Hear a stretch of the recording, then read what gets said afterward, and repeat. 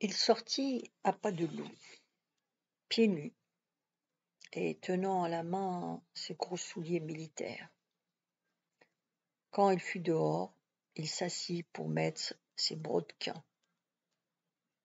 Le faisceau de lumière d'une pile sortie de l'ombre s'approcha de lui, puis quand il fut tout près, s'éteignit.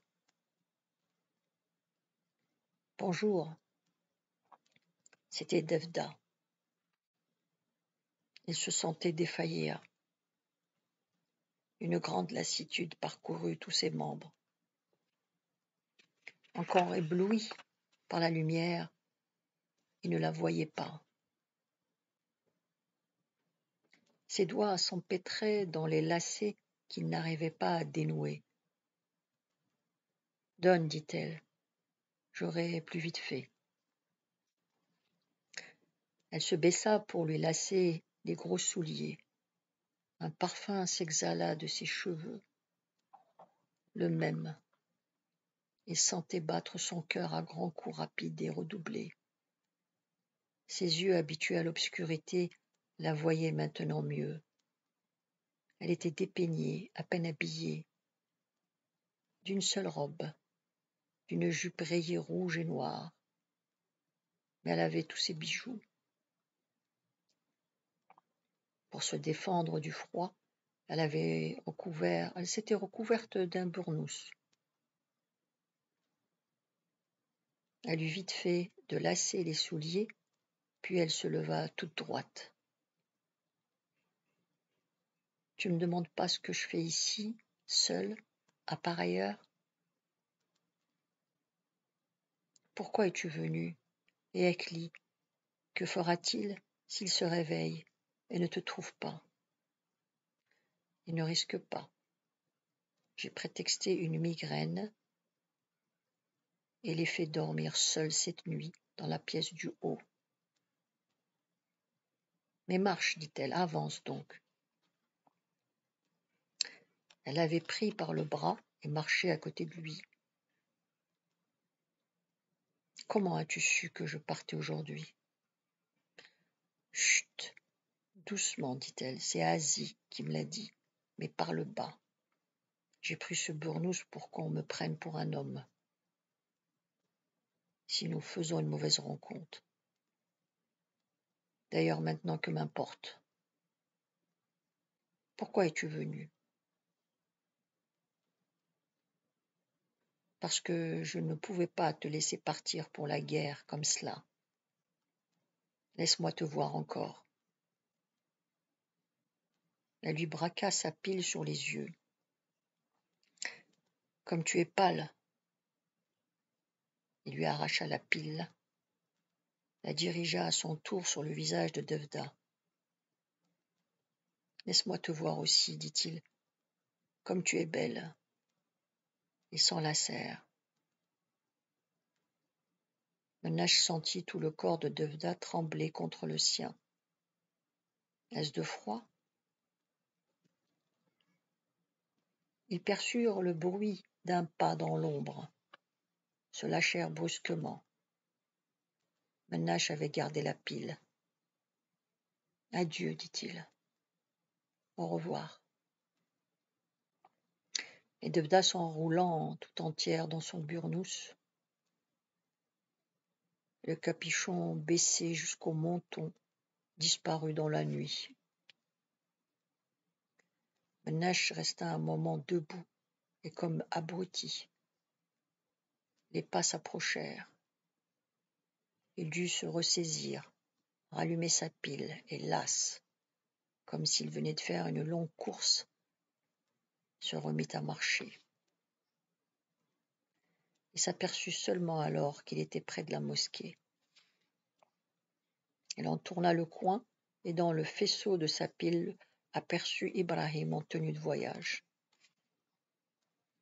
Ils firent route ensemble, et après les premiers mots qu'ils échangèrent ne dirent plus rien, chacun étant trop occupé de ses pensées, et encore sur le coup d'émotions différentes, mais très fortes toutes les deux.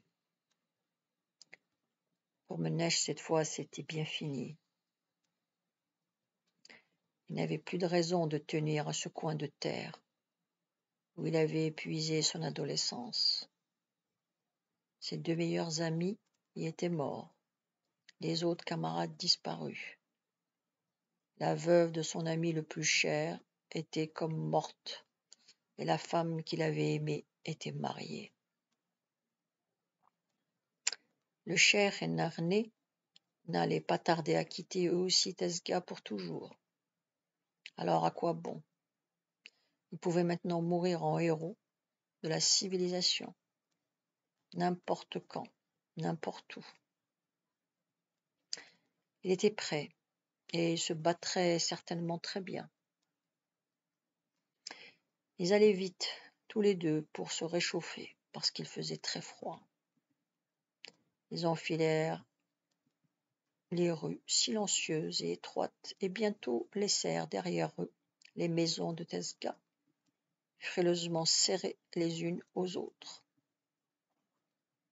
En passant devant la maison de Lethmès, ils entendirent Aouda brailler et Asie lui chanter une berceuse triste, doucement, de sa faible voix de convalescente. Tout dormait.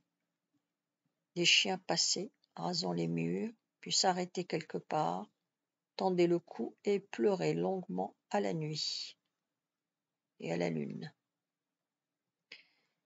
Ils allaient entrer à Tharwaraft, et Ibrahim tendait déjà les mains pour la prière de ceux qui partent pour le voyage, ou le marché doivent dire en traversant un lieu saint.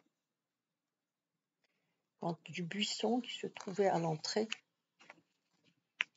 ils virent surgir brusquement le canon d'un fusil. Ils reculèrent tous les deux, et Ménèche allait parler, quand il vit sauter sur le chemin le grand Wali. « C'est moi, Ménèche, dit-il. Je tenais à te dire au revoir. Qui est avec toi ? » Bonjour, Wali. C'est Ibrahim que tu vois là. Wali prit Ménèche un peu à l'écart. Je voulais savoir, dit-il, si mon ami Metour avait renoncé à son mauvais projet. Oui, dit Ménèche, et je t'en remercie. C'est tout ce que je voulais savoir. Rappelle-toi, Ménèche, que tu trouveras toujours en moi un ami dévoué. Et tant que les gendarmes ne m'ont pas coffré, et ce ne sera pas de sitôt, ajouta-t-il en riant, tu peux m'écrire pour n'importe quoi.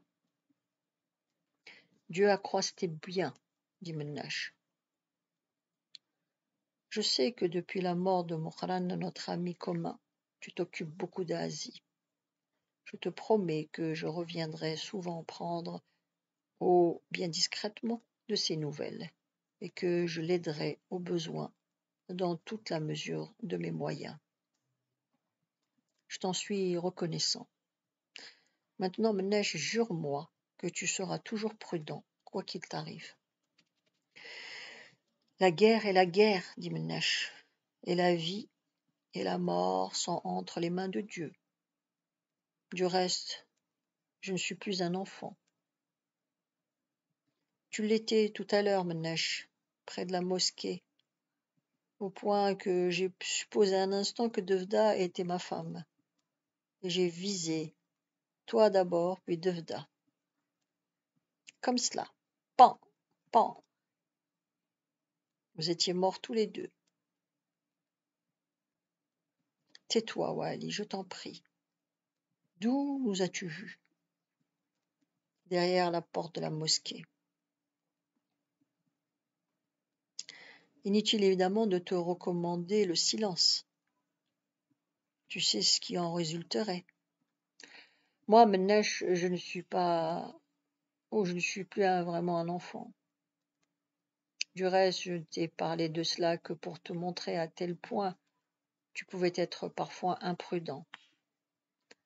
Adieu, Wali. Au revoir. Et Wali, sautant la haie, dévala à toutes jambes le champ qui descendait à droite vers la rivière.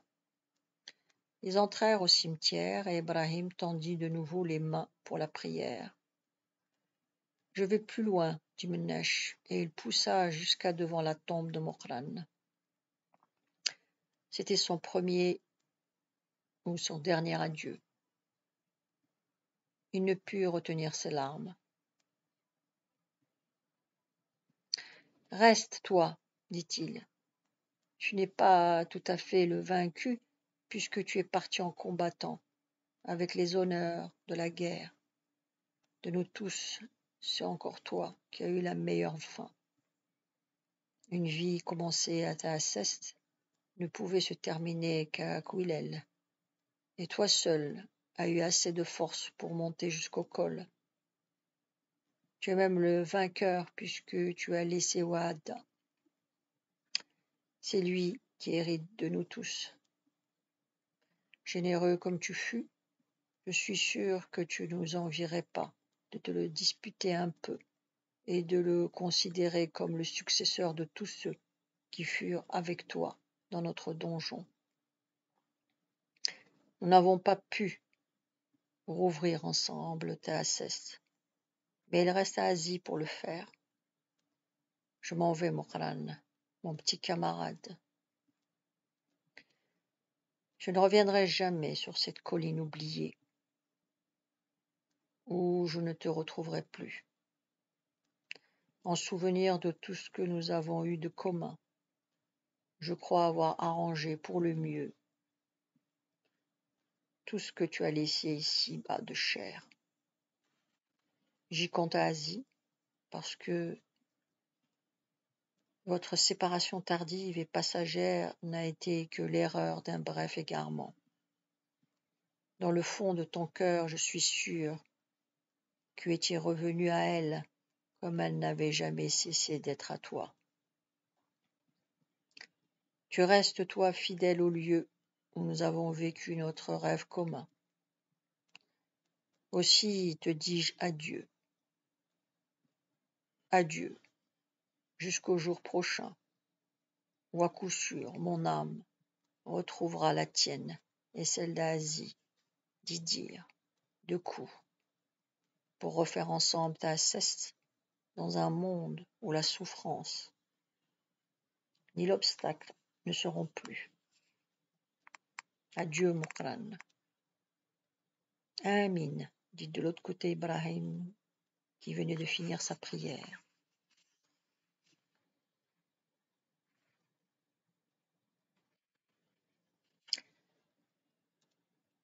C'est la fin de ce merveilleux roman. Merci de votre écoute.